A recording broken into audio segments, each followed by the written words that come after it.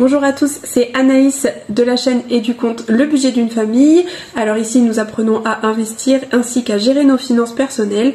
Alors si ça t'intéresse, n'hésite pas à t'abonner. Aujourd'hui nous allons accueillir Rachel Finance. Alors je pense que vous la connaissez, surtout si vous vous intéressez aux finances. Je suis extrêmement ravie de la voir aujourd'hui parmi nous.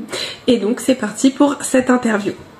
Chers auditeurs, restez bien jusqu'au bout parce que nous allons demander à Rachel une question ultime, donc une question que vous aurez à la fin, afin de savoir comment réussir à prospérer dans ses finances personnelles. Donc Rachel, garde bien au chaud ce petit conseil. Alors tu es Rachel Poidevin, si je ne me trompe pas. Tu es à la tête de la chaîne Rachel Finance, donc tu avoisines les 200 000 abonnés. Tu es donc créatrice de contenu, infopreneuse, entrepreneuse, rien que ça. Tu aides les personnes, notamment les femmes, à investir et à gérer leurs finances intelligemment, donc notamment avec la bourse. Donc tu as également créé une marque d'accessoires pour cheveux, si c'est bien ça. Ok. Et tu vis actuellement à Dubaï. Je suis extrêmement contente de t'accueillir aujourd'hui. Merci beaucoup de me laisser de ton temps. Et tu es encore plus belle comme ça que dans les vidéos que j'ai l'habitude de voir de toi. Je suis trop contente de te voir. À quel âge et comment as-tu eu le déclic pour entreprendre ? Alors, avant de te répondre, je veux juste te remercier de m'interviewer. Ça me fait extrêmement plaisir et ta présentation, elle me touche énormément. Donc voilà, merci à toi. C'est un grand plaisir. Merci à toi de m'accueillir, c'est très gentil. Du coup, tu me disais à quel âge est-ce que j'ai commencé à entreprendre, c'est ça ? À quel âge et comment as-tu eu le déclic pour commencer à entreprendre ? Alors, mon déclic, il a vraiment été il y a environ 3 ans. Ouais, c'est ça. En 2020, en fait, pendant le Covid. Tout simplement, moi, j'avais compris, tu vois, que je voulais atteindre une certaine indépendance financière, etc. J'investissais déjà mon argent en bourse. Mais en fait, voilà, je savais que je voulais diversifier mes sources de revenus. J'étais employée à ce moment-là. Je travaillais dans une multinationale en tant que business analyst et tout ça. Et du coup, je me suis dit, qu'est-ce que je pourrais faire ? J'ai commencé à m'intéresser, tu vois, un peu comme tout le monde, tu sais, j'ai regardé sur YouTube, qu'est-ce que je peux faire, qu'est-ce qui est intéressant, qu'est-ce qui pourrait m'aider, m'intéresser et tout ça. Et puis là où j'ai vraiment passé le cap, en fait, c'est quand j'ai découvert Amazon FBA, donc tu sais, le business sur Amazon, et que en fait j'ai vu l'opportunité de créer sa marque à la fois sur Amazon, mais ça peut être aussi totalement de manière indépendante. En fait, tu peux faire les deux. C'est ça qui était intéressant, mais tu avais déjà des clients, et donc tout simplement ce que j'ai fait, c'est que j'ai acheté une formation. Je me suis dit vas-y, je me lance, et c'était une formation qui coûtait cher, qui coûtait genre peut-être 4 000 €, quelque chose. Ouais, c'était 4 000 € je crois. Enfin, c'était en dollars, mais voilà. Okay. Et je me suis dit, vas-y, je me lance et je fais le truc à fond. Et c'est vraiment comme ça que je me suis lancée. Avant ça, j'avais eu un podcast, etc. Mais on pouvait pas appeler ça vraiment de l'entrepreneuriat. C'était plus, on va dire, comme un passe-temps, tu vois. Et là, c'était vraiment ma première aventure entrepreneuriale. D'accord, très bien, merci. Et au commencement, quel était ton rythme de travail ? Combien d'heures travaillais-tu par jour ? Alors, tu vois, j'avais mon travail en tant qu'employée, donc moi je travaillais en Suisse, donc c'est 40 heures en Suisse, donc j'avais déjà ça. Ensuite, ce que je faisais, c'est que je travaillais généralement tous les soirs sur mon business, genre minimum 2 heures, et puis les week-ends, je travaillais genre, on va dire 3-4 heures sur business. Parfois ça pouvait être plus, parfois j'y passais tout le week-end, mais le plus important c'est que t'aies fait ton travail et t'aies fait ce qu'il y avait à faire, tu vois. Et par exemple, je trouve que quand tu crées une marque, on dit toujours ouais, il faut que tu travailles tant d'heures, etc. Il y a des moments où tu vas rien avoir à faire parce que tout simplement t'attends le retour de par exemple des fournisseurs, t'as commandé des prototypes, t'attends les prototypes, même s'il y a des petites choses que tu peux faire en attendant, t'es un petit peu bloqué, quoi. D'accord. Bien, avec cette question d'heures, est-ce que tu connais la semaine de 4 heures, et si oui, qu'est-ce que tu en penses ? Alors, je l'ai lu, je l'ai pas fini, mais la semaine de 4 heures, elle est intéressante. Après, je pense qu'elle est intéressante à un certain niveau d'entrepreneuriat, mais elle n'est pas forcément réaliste quand tu commences. D'accord. Parce que quand tu commences, selon moi, tu peux pas forcément déléguer, t'as pas forcément les moyens. Tu vois, il y a plein de choses comme ça où, voilà, je pense que elle est très intéressante. Et moi, depuis longtemps, j'ai eu ce truc-là de tu essayes de déléguer.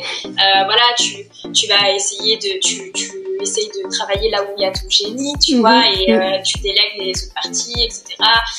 Comme avoir quelqu'un à la maison pour faire le ménage. Enfin, tu vois, exactement. ça, mais vraiment tout à fait d'accord. Ou par exemple, moi, je vais pas faire mes courses, je les commande. Enfin, voilà. Comme ça, je suis vraiment tout à fait d'accord. Après, il y a plein de petits trucs comme ça, genre des hacks, on va dire, tu vois. Mais après, je pense que quand tu débutes dans l'entrepreneuriat, il y a une majorité que tu vas faire toi-même, et c'est la réalité du début de l'entrepreneuriat, tu vois. Exactement. Je suis tout à fait d'accord avec toi.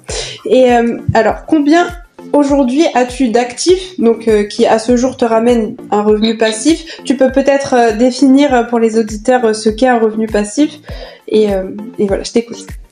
Ok, alors je sais pas exactement combien j'ai d'actifs, dans le sens où j'investis dans plusieurs actions, ETF, etc. Du coup, je t'avoue que moi je suis pas là à compter, etc. On va dire que je vais avoir 6-7 ETF différents, et je réinvestis dedans régulièrement. Je vais avoir 10-12 voire 13 actions à l'unité, tu vois, dans laquelle je réinvestis régulièrement. Parfois, il y en a de nouvelles et tout qui vont arriver. Et en fait, c'est pas réellement un revenu passif pour moi. Pourquoi ? Parce que je réinvestis tous les dividendes que je vais percevoir des ETF et des actions. D'accord. Donc, du coup, pour les auditeurs, un revenu passif, c'est un revenu qui va t'être versé sans que toi, tu n'aies rien à faire, tu n'aies pas à travailler, etc. Et donc, moi, vu que j'utilise le principe des intérêts composés et que le but, en réalité, je n'ai pas vraiment besoin maintenant. Le but, c'est de m'enrichir et de faire grandir mon patrimoine. Donc, je vais réinvestir tous les dividendes que je vais percevoir.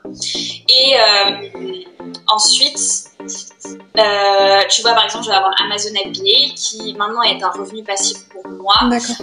Parce que, en fait, j'ai tout mis en place. Je vends mes bonnets. Moi, j'ai plus qu'à en commander, les faire envoyer, enfin, les faire fabriquer, les faire envoyer à l'entrepôt, et ça se vend tout seul, et j'ai genre rien à faire du tout. D'accord. Après, le reste de mes revenus, actuellement, c'est vraiment de l'actif. Tu peux aller un peu chercher et te dire que certaines choses sont du passif, comme par exemple, tu vois, sur YouTube, les vidéos que tu as déjà tournées, elles te rapportent de l'argent, donc en quelque sorte, c'est un passif.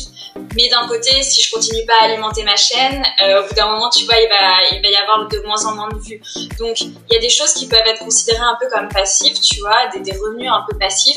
Mais je pense que je suis pas à un niveau maintenant où je peux me dire ok, tout est passif, chill, tu vois, parce que je suis vraiment encore dans une phase de développement.